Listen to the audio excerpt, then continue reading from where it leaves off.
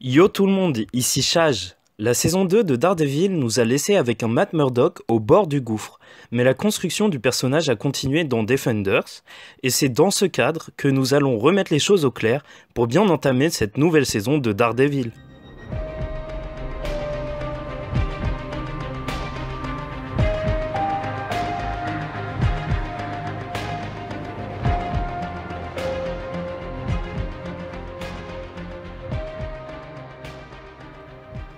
La saison 2 de Daredevil a débarqué vendredi 18 mars dernier sur Netflix.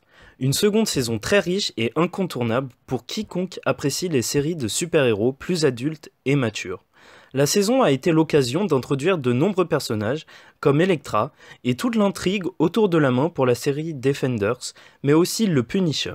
Un Punisher dont les méthodes expéditives et le rôle de anti-héros ont porté la saison.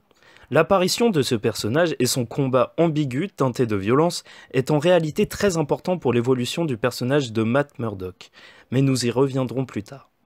Plus encore, cette saison 2 a marqué le retour de Wilson Fisk, qui bien qu'emprisonné reste une menace tapie dans l'ombre, d'autant plus qu'il a commencé à avoir des doutes sur Murdock. Et oui, il faut bien se souvenir qu'en saison 2, Fisk s'était déjà fait la promesse de réduire en cendres la vie des deux avocats. Mais depuis lors, le cabinet a fermé et Matt est considéré comme mort. Connaissant Fisk, il pourrait vouloir pousser la vengeance encore plus loin, mais ne se doutait jusqu'alors pas que Matt était le démon de Hell's Kitchen. Cette saison a marqué une descente pour le Daredevil, qui a avoué son secret à Karen, Foggy, mais a surtout perdu son activité, le cabinet Nelson et Murdock ayant fermé. Mais la chute est encore plus marquée par la conclusion de cette saison, dans laquelle il abandonne son combat en tant que Daredevil, suite à une saison qui a marqué l'arrivée d'Elektra, le début d'une idylle et la fin de celle-ci quand elle est morte. C'est donc dans Defenders qu'on retrouve le personnage qui remet le masque juste pour le temps d'un affrontement avec la main. Dans cette série, le Daredevil continue sa chute et décide en effet de se sacrifier pour tenter de raisonner Elektra, mais finit enseveli sous les décombres de Midland Circle. Nous avons donc un Matt Murdock qui achève sa descente en étant présumé mort. C'est en tout cas ce que pense tout New York, mais une dernière image nous montre le diable de Hell's Kitchen bien vivant. Ce dernier a été recueilli et guéri par des nonnes. Cette fin n'est pas anodine puisqu'elle semble être le point de départ d'un tout nouvel arc narratif pour Daredevil. Cette fin indique en réalité plusieurs choses puisque bien qu'Elektra est censée avoir été tuée dans la saison 2 de Daredevil, elle a visiblement été écrasée par un building elle aussi, mais si Matt a survécu, on peut penser qu'elle non plus n'est peut-être pas encore morte.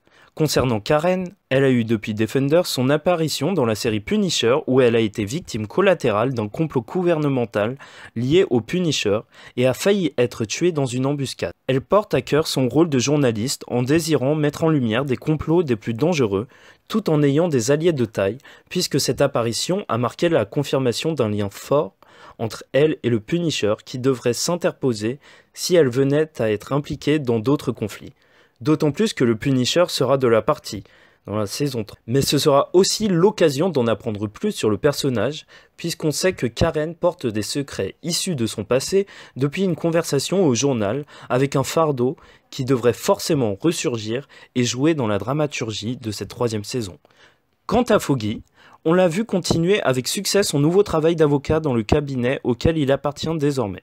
Représentant Luke Cage, comme on a pu le voir dans la série éponyme du héros de Harlem, cependant, il est peu probable que l'homme indestructible fasse son apparition dans la saison 3 de Daredevil. La saison 3 marquera donc le grand retour de Wilson Fisk, l'antagoniste le mieux exécuté du monde des séries Marvel, à mon sens. Et c'est ce que confirme le premier synopsis de la prochaine saison, que je vais vous lire tout de suite. Disparu depuis des mois, Matt Murdock revient en homme brisé, qui remet en question son avenir, aussi bien en tant que justicier, sous le costume de Daredevil, qu'en tant qu'avocat. Toutefois, lorsque son grand ennemi Wilson Fisk sort de prison, Matt se voit contraint de choisir entre rester caché aux yeux du monde ou pleinement embrasser son destin de héros. Mais cette saison ne vient pas seulement raviver un ennemi des plus terrifiants, mais aussi marquer la série par un ton qui devrait s'assombrir avec un héros des plus torturés. Dans les premières images de la saison 3 dévoilées, le héros apparaît dans une sorte de confessionnal, disant Avant, je croyais qu'on pouvait trouver la justice dans un tribunal, souffle-t-il, mais je me fourvoyais. L'obscurité répond seulement à l'obscurité. Je préfère mourir sous les traits de Daredevil que vivre en tant que Matt Murdock. Ce questionnement de héros prend déjà tout son sens puisqu'il a traversé plusieurs pertes et chutes depuis la saison 2 et Defenders. Et on comprend alors pourquoi le Punisher, qui est un anti-héros ayant un positionnement expéditif, a eu son introduction dans Daredevil. On peut déjà imaginer Matt Murdock passer par la même envie de meurtre que le Punisher. Tout ceci nous promet beaucoup d'action, d'autant plus que Charlie Cox a énoncé qu'il a déjà hâte que les fans découvrent une séquence qui rend hommage à la célèbre scène dans le couloir merveilleusement exécutée. Voilà qui est tout pour le résumé et les probables intrigues. Voici donc le temps d'aborder les premières informations sur la saison 3 de Daredevil dont j'ai beaucoup à dire. Je vous conseille donc de vous arrêter ici si vous avez peur des spoils. Vous serez prévenus. Tout d'abord, il faut savoir que cette saison 3 de Daredevil sera une interprétation du comics Born Again, né de nouveau, tiré du comic book publié en 1986. En effet, la dernière apparition de Matt Murdock, à la fin de Defenders, dans le couvent, est accompagnée d'une nonne qui dit « Allez chercher Maggie », dites-lui qu'il est réveillé. Ce qui rejoint le comics, où Maggie est le prénom de la mère de Matt, qui est devenue une nonne et s'occupe de remettre son fils sur pied après avoir frôlé la mort. Ce que confirme le recrutement de Joanne Wallet.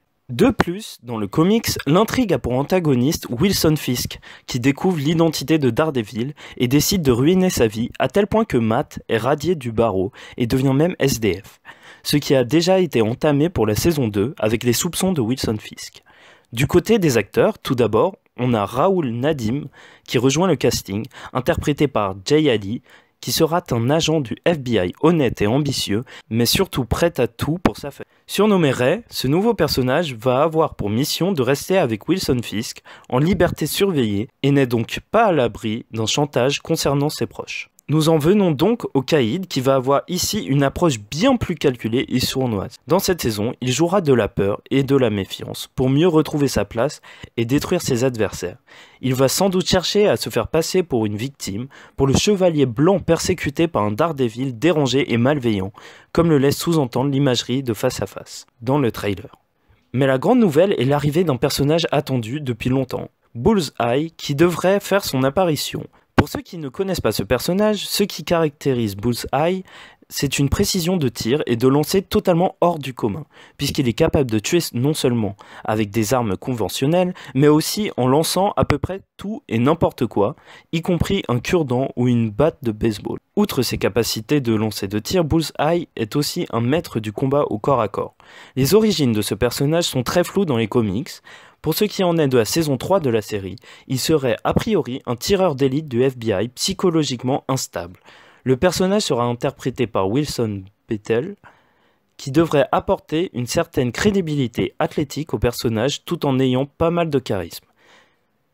Mais ce tireur serait susceptible de tomber du bon ou du mauvais côté. Dans le comics Born Again, le personnage de Nuke est un psychopathe engagé par Wilson Fisk pour se faire passer pour Daredevil, et on peut imaginer depuis la bande-annonce que Bullseye remplacera ce personnage étant donné l'habilité qu'il semble avoir pour le lancer. Ce qui est certain, c'est que Matt aura face à lui un adversaire redoutable, qui nous promet des scènes de combat aussi épiques ou plus encore que dans les saisons précédentes, peut-être la scène dont a parlé l'acteur rendant hommage à celle du couloir dans la saison 1. Autre information de casting toute récente, Leslie Ann Warren jouera Mrs. Falb, une survivante, une femme à la moralité exemplaire et à la volonté de faire. Difficile d'en deviner plus sur ce personnage, mais ce portrait la destine clairement à s'opposer au retour en grâce du caïd. Puisqu'on parle du loup, on sait qu'on devrait également revoir Vanessa afin de continuer la grande histoire d'amour de Wilson Fisk et approfondir le personnage. Concernant cette saison, Matt va se questionner à la manière d'un Punisher dont la rencontre a été marquante sur la frontière entre le bien et le mal, mais aussi entre la raison et la folie. Blessé et en proie au doute, il risque de s'adonner à une rage et une paranoïa qui le rapprochent dangereusement de ce qu'il combat. La tentation sera pour lui de totalement abandonner sa part de lumière dans l'abandon de son travail d'avocat et se laisser à des pulsions de violence dont Stick parlait dans Defenders. Voilà tout pour la saison 3 qui nous donne l'eau à la bouche. Et concernant le futur de la série, rassurez-vous, Jeff Loeb a confié: nous trouvons les meilleurs showrunners que nous pouvons, que ce soit Steve Lightfoot sur Punisher ou Eric Olson sur Daredevil, et nous travaillons avec eux afin d'imaginer la meilleure histoire possible. Est-ce que Marvel a déjà des idées sur ce que pourraient être les saisons 4, 5, 6 de Daredevil? Bien sûr. Tout cela nous rassure donc quant au futur de la série, et voilà tout. J'espère que vous passerez d'agréables moments en tout cas, en attendant le début de la saison 3 et nos retrouvailles avec le démon de Hell's Kitchen. N'hésitez pas à exprimer vos attentes concernant la saison en commentaire. Ciao!